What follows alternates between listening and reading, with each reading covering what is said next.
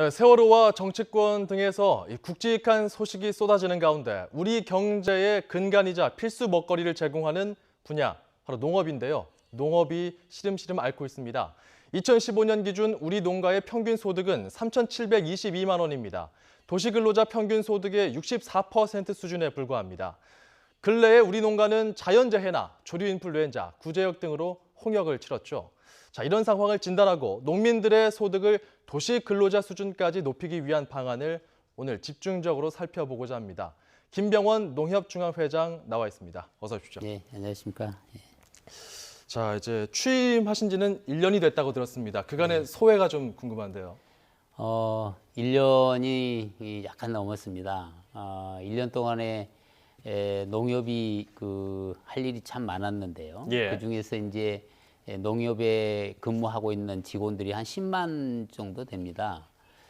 결국은 300만 농민들의 소득을 올리기 위해서는 우리 10만 임직원들의 마음의 자세가 너무 중요하다 싶은 생각이 들어져서요. 예. 가장 먼저 농협 이념 중앙교육원을 만들어서 직원들이 가슴에 농심을 안고 우리 농민 곁으로 가서 농민들의 그 아픔을 같이 할 수 있는 방법이 뭘까 예. 이런 생각을 하던 끝에 이제 그런 중앙 이념 교육원을 만들고요. 이념 중앙교육원에서는 뭐 이 조합의 정신을 배우나요? 그렇죠. 그래서 농협의 이념, 농협의 원칙, 그리고 이제 농협이 가지고 있는 그 메커니즘에 대한 예. 이해를 할 수 있었을 때 농민들과 호흡을 같이 할 수 있지 않겠습니까? 그래서 네. 이제 그런 이념 교육원을 만들고 또 농민이 잘 살 수 있도록 하기 위해서는 가장 먼저 중요한 게 자본과 기술이 결합이 되는 이런 그 기술을 이전시킬 수 있는 교육원이 필요해서 안성에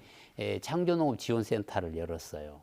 그래서 거기서 농민들에게 기술을 이전시키고 또 스타트업 하라는 농민들에게 저리 자금을 줄 수 있는 컨설팅을 해주고 예. 그리고 거기서 얻어지는 농산물의 유통을 지도해주고 또 무역을 저희가 해주는 등 그런 교육을 계속해서 실시를 했던 게 제가 이제 취임해서 가장 먼저 했던 게 성과로 올라오면서 예.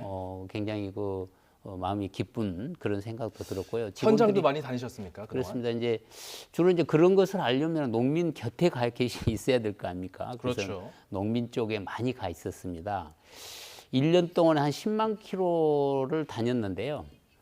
각 곳의 농민들이 어떤 것이 어렵고 어떤 것을 풀어드려야 농가 소득을 올릴 것인가 하는 것들을 직접 보기 위해서 예. 농가 현장을 좀 많이 돌아봤죠. 예. 그 어떻습니까? 농가를 직접 가보시니까 요즘에 어렵다는 이야기들 많이 들으셨을 것 예. 같은데요. 농촌의 어려움은 역시 그 농산물을 생산을 해도 그 생산비를 건지지 못하는 경우가 가끔 나옵니다. 예. 그래서 이제 농산물의 유통 문제를 농민들이 가장 어려워하고 계시고요. 유통 문제. 예. 두 번째 문제는 농민들이 어떤 소득 작목을 심어야 소득으로 많이 올릴 것인가 이 문제에 대한 고민들을 많이 하고 계세요. 예. 따라서 이제 우리가 지도를 할 수 있는 것은 가장 농가 소득을 올릴 수 있는 소득 작목을 입식시킬 수 있는 그런 선택을 저희들이 해드리고요. 또 거기서 나온 농산물들을 어떻게 우리가 농가 수치가격을 높일 수 있도록 그 유통 단계를 단축시킬 수 있도록 할 것인가 예. 이런 문제들에 대해서 농민들과 많은 얘기를 나누고 다녔습니다. 예. 지금 이야기를 쭉 들어봤을 때 그냥 우리가 일반적으로 산업적으로 생각했을 때는 어떤 제품을 팔았을 때 더 부가가치가 높을 것인가 그렇죠. 이런 고민이 있다는 말씀이잖아요. 그렇습니다. 예. 이 농업을 크게 봤을 때 예. 식물을 경작하는 것, 그렇죠. 그리고 동물을 축산하는 것 축산하는 나눌 예. 수 있지 않습니까? 예. 축산 쪽에서는 구제역이나 AI 예. 굉장히 어려웠을 것 같아요. 금년에 특히 작년에 이어서 금년까지도 지금 AI가 완전히 잠식하지를 못했어요. 근데 우리나라는 이제 지정학적으로 봐서 철새가 날아오는 게 좀 빨리 날아옵니다. 예. 그래서 거기에서 여러 가지 바이러스를 낳고 가는데요. 실제로 우리나라는 철새가 올 수 있는 환경을 다 갖고 있어요. 근데 이런 것들에 대한 대비를 충분히 한다고 하지만 농가와 함께 사전 그 상시 예방에 관한 문제들이 예. 상당히 어려움이 있어서 올해 농림부나 또 농협이 아주 전사적으로 그 AI에 종식시키기 위한 노력을 많이 했습니다만 구체적으로 어떤 노력을 구체적으로 이제 구체적으로 가장 중요한 거는 철새가 날아드는 곳에 집중적 그 농약 살포를 해가지고 예. 거기서 이제 그 바이러스를 잡고 또 이제 이 철새가 날아다니는 곳마다 무인 헬기를 띄워서 거기서 이제 또 방역을 하는 등 그런 노력과 아울러서 그 농가들의 그 축사를 집중적으로 저희가 방역을 하게 됩니다. 그래서 농협 직원들이 투입한 것만 해도 거의 한 8만 명의 직원들이 연인원 투자를 해서 예. 이 방역을 실시를 했습니다만은 결과적으로 거의 한 3,700만 마리 정도의 오리와 닭이 살처분 될 수밖에 없는 아픔을 가지고 있어서요. 네. 농협과 농림부는 집중적으로 이제 그 금년에 상시 방역 체제를 만들려고 합니다. 철새가 날아드는 것을 전산화시키고 또 구제역에 대한 그 전산화를 통해서 농민들이 직접적으로 그 소홀하지 않도록 하는 농민들의 그 교육 지도 문제, 그리고 이제 AI 같은 경우도 철새가 날아들면은 거기서 머물고 다시 다른 데로 가지 않도록 하는 그런 시스템을 갖춰서 예. 농민들이 피해를 줄여야겠다 이런 지금 생각을 하고 있죠. 워낙 최근까지 피해가 컸기 때문에 네. 이런 상시 방역 시스템 농협 차원에서 추가적으로 향후 어떻게 지원할지 좀 지켜봐야 될 것 같습니다. 자, 그리고 쌀 문제 네. 이것도 좀 고민입니다. 이 농사가 잘 돼도 걱정이고요. 잘 그렇습니다. 안 돼도 예. 걱정이잖아요. 예. 특히 이제 그 수급 문제가 굉장히 어렵다고 하던데 사실입니까? 매우 어렵습니다. 이제 근본적으로 우리 그 논 면적이 말이에요. 쉽게 줄이기가 힘들어요. 농민들은 그 논을 놀려놓을 수가 없잖아요. 그래서 이제 논농업의 면적이 거의 한 80만 헥타 정도 됩니다만은 거기서 이제 생산을 하게 되면은 평균적으로 약 430만 톤 정도가 나옵니다. 예. 근데 우리 국민들이 먹어주는 것은 약 390만 톤 정도 먹어주니까 산술적으로 한 30만 톤 정도가 남아요. 그런데 이렇게 남다 보면은 결국은 가격이 떨어지는 문제가 생기기 때문에 예. 결국은 생산을 조정을 할 수밖에 없습니다. 심을 예. 때 적게 심을도록 하든지 그렇지 않으면 심어놓은 벼를 우리가 조사료로 이게 소가 먹는 사료로 대체할 수 있는 그런 방안. 예. 이게 근본적으로 해결돼야 될 문제고요. 두 번째 문제는 소비를 촉진하는 문제인데요. 예. 국민 1인당 쌀 소비량은 60kg에 불과한데 밀가루 소비량이 35kg예요. 예. 결국은 밀가루 소비량이 늘어난다는 것은 그만큼 쌀 소비량이 줄어든다는 얘기예요. 예. 그래서 밀가루 소비량을 어떻게 쌀가루로 대체할 것인가를 가지고 농협이 지금 밀양에다가 620억을 들여서 오리온과 함께 쌀 가작 공장과 쌀가루 공장을 만든 거예요. 예. 그래서 이제 쌀가루로 밀가루를 대신하는 그런 일을 지금 금년부터 실시를 해서 예. 그 남아도는 30만 톤의 그 남아도는 쌀 문제를 해결할 수 있도록 하는 그런 대책을 지금 계획하고 있습니다. 현재 추진이 되고 있는 겁니까? 네. 밀가루를 쌀가루로 바꾼다. 네, 이건데 그렇죠. 굉장히 네. 그 실현이 된다면은 우리 네. 생활 속에서 뭐 각종 튀김이나 그렇죠. 여러 분야에서 밀가루가 쓰이고 있기 때문에 이게 실현 가능성이 있습니까? 굉장히 실현 가능성이 있는 게요. 지금 밀가루 같은 경우는 국민들이 상당히 유해하다라고 보고 있잖아요. 쌀가루는요. 그런 부분에서 굉장히 우위를 점유할 수가 있어요. 예. 그래서 순수한 쌀빵을 만들어서 밀가루 빵과의 차별화를 시키는 거죠. 그래서 그런 지금 대책들을 지금 구비를 하고 있는데요. 예. 특히 쌀빵을 만들 수 있는 회사를 지금 찾고 있습니다. 그래서 완벽하게 쌀빵을 만들어서 국민 건강에 기여할 수 있도록 하는 방안을 강구를 하고 있는 그 거죠. 중앙 정부 차원에서 더 지원해줄 방안은 없습니까? 예, 들어서 중앙 정부는 농협이 예를 들면 쌀가루와 밀가루 가격 차이가 있어요. 예. 그래서 이 가격 차를 중앙 정부가 보존을 하게 되면 아마 정부는 쌀을 보존하는 그런 그 비용들을 이쪽에 그 쌀가루와 밀가루의 가격 차이에 보존을 해준다면 예. 아마 효과가 클 것 같습니다. 기존에는 뭐 수급 조절을 위해서 정부가 쌀을 사주는 거, 네. 수매 같은 네. 식으로 네. 정부가 지원해주곤 하지 않았습니까? 그렇죠. 이제 예. 이제는 밀가루를 쌀가루 대체하는 그렇죠. 이런 사업에도 좀 네. 관심 가져봤으면 네, 좋겠다. 그렇게 이런 하면 아마 말씀입니다. 효과가 상당히 클 것 같습니다. 자, 그리고 제가 인터뷰 시작할 때도 이야기했지만 우리나라 농가 근로소득이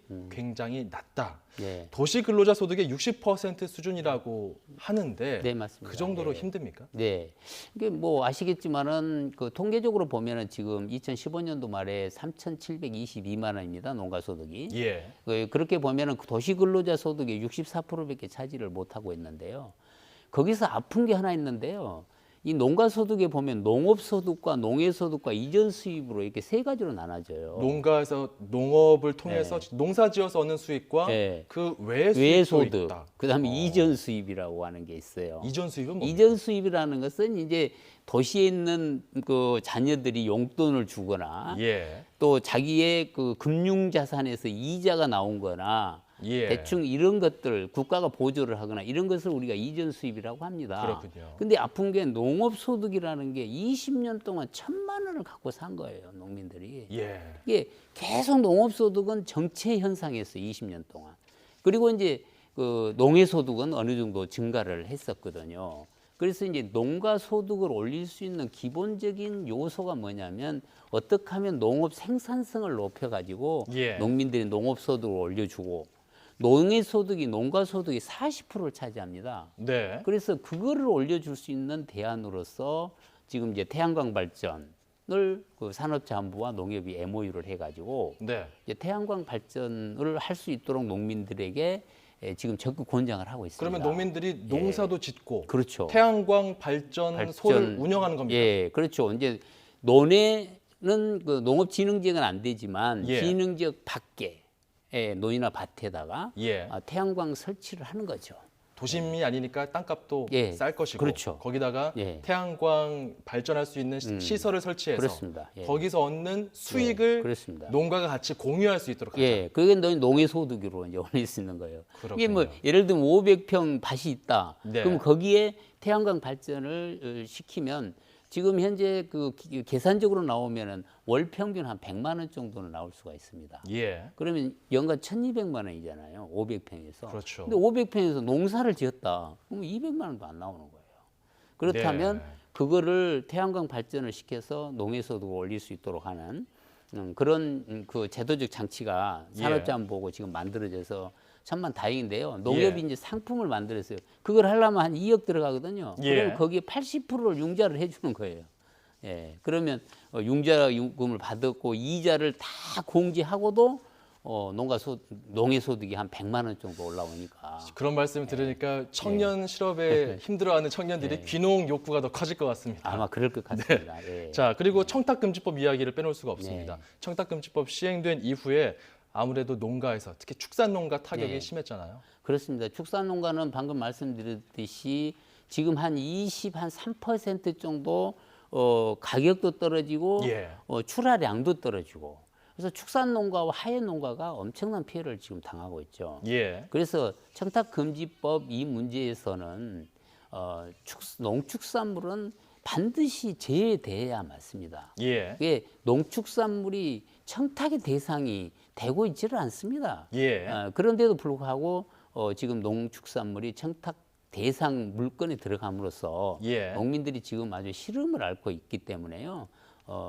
아마 이런 것들은 정부와 국회가 반드시 농산물은 그 청탁 대상에서 제외시켜서 예. 그렇지 않아도 어려운 이 농촌에 그 청탁금지법 때문에 농민들이 가중해서 어려움을 당하지 않도록 하는 제도가 반드시 만들어져야 될 것 같습니다. 청탁금지법 대상에 포함시켜 줄 것이냐 말 것이냐 이 문제는 사회적인 논란이 또 있을 수 있기 때문에 하지만 농업 입장에서는 농가 입장에서는 그렇죠. 굉장히 억울하다는 심정을 다시 한번 지금 말씀해 주신 예, 겁니다. 그런 겁니다.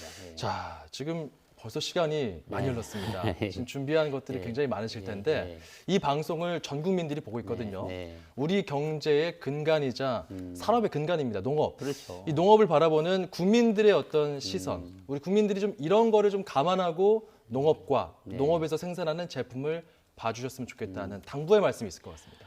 네, 저는 이제 이렇게 생각합니다. 지금 우리나라 농업경제학자들에 의하면요. 우리나라 농촌 농업에 관한 공익적 가치를 대략 100조로 보고 있습니다. 예. 또 농업협동조합이 존재함으로써의 그 존재 가치는 24조에 달합니다. 따라서 우리 5천만 국민들이 이 농업과 농촌에 대해서 어떤 생각을 가졌으면 좋겠냐면요. 결국 공익적 가치가 100조에 해당하는 것에 대한 평가, 농촌과 농업이 존재함으로써 우리 국민들이 가지고 가는 100조의 그 공익적 가치는 예. 실로 크다 할 수밖에 없습니다. 얼마 전에 국민들을 대상으로 여론조사를 했는데요. 예. 은퇴 후에 어디로 가시겠냐? 70%가 농촌으로 가겠다고 했습니다. 그렇습니까? 예. 그렇다면 우리 국민들이 농촌에 그만큼 관심을 갖고 계신다는데 그렇죠. 최근에 큰 문제는 뭐냐면 외국산 과일이 예. 특히 열대 과일이 우리 국민들의 대다수가 국산 과일로 착각하신 분들이 있는데요. 예. 이 수입산 과일 때문에 우리 국산 과일이 요즘 죽을 지경입니다. 예. 사과 가격 떨어지고 축산 또 우리 배 가격 떨어지고 키위 가격 떨어지고 파프리카 가격 떨어지고 이런 가격들이 많이 떨어지고 있기 때문에 네. 국민들이 이제 우리 과일 또 우리 농산물 이런 것들을 많이 찾아주시고 예. 농촌을 많이 찾아주셔서 농촌의 빈 공간을 많이 채워줄 수 있는 국민들의 배려가 절대적으로 필요할 때가 아닌가 그런 생각을 하고 있습니다. 우리 것이 좋은 것이다. 네, 그렇죠. 이런 말씀으로 네. 정리할 수 있겠네요. 네, 예, 그렇습니다. 알겠습니다. 김병원 농협중앙회장이었습니다. 고맙습니다. 네, 감사합니다. 예.